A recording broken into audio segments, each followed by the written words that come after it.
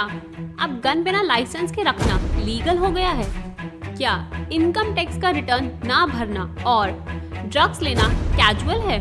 क्या राष्ट्रपति के बेटे होने पर आप कुछ भी कर सकते हैं? ऐसा ही कुछ बाइडेन ने अपनी प्रेसिडेंट की कुर्सी छोड़ने से पहले कर दिया है। जी हाँ, आपको बताते हैं इस रिपोर्ट में पूरी डिटेल। अमेरिका के राष्ट्रपति जो बाइडेन अपनी बात से ही पलट गए। उन्होंने अपने बेटे के ऊपर लगे सभी अपराधों को माफ कर रफा दफा कर दिया। आपको बता दें कि प्रेसिडेंट के बेटे हंटर पर टैक्स चोरी से लेकर अवैध तरीके से गन रखने के आरोप लगा था, लेकिन उससे पहले ही जो बाइडेन ने यू टर्न लेकर अपने बेटे को बचा लिया। सिर्फ यही नहीं, बेटे हंटर के ऊपर ड्रग्स लेने का भी आरोप था। आपको बताते हैं कि इन अपराधों पर कितने साल की सजा सुनाई जाती है। हंटर बाइडेन पर टैक्स चोरी के 2 आरोप हैं और इसमें 17 साल की सजा सुनाई जाती है। हंटर पर अवैध तरीके से गन रखने का आरोप भी था, जिसमें उन्हें 25 साल की सजा और फाइन भी भरना होता। इसके अलावा हंटर पर कई तरह के फ्रॉड मुकदमे भी दर्ज हैं।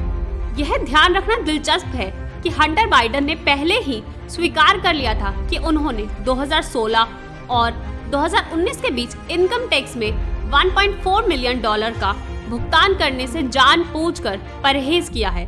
उन्हें इतने ही महीनों में 2 बार दोषी ठहराया गया है। प्रेसिडेंट बाइडेन ने लिया यू टर्न।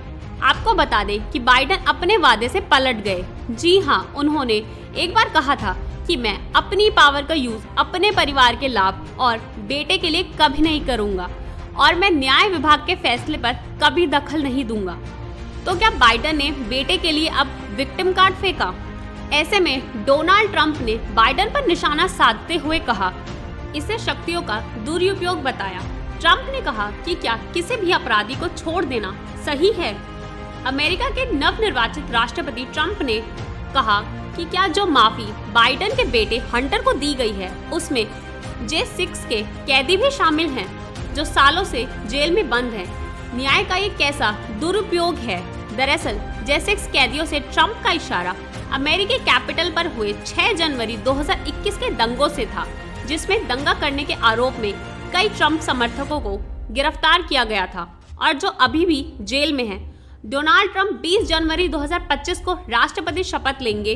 आपको बता दें कि जो बाइडेन इस फैसले पर हस्ताक्षर करने के बाद अब न्याय विभाग किसी भी तरह का कोई मुकदमा नहीं चला सकता। हंटर के ऊपर लगे सारे आरोप दोष मुक्त कर दिए गए हैं। और जानकारी के लिए जुड़े रहे फैला न्यूज़ के साथ।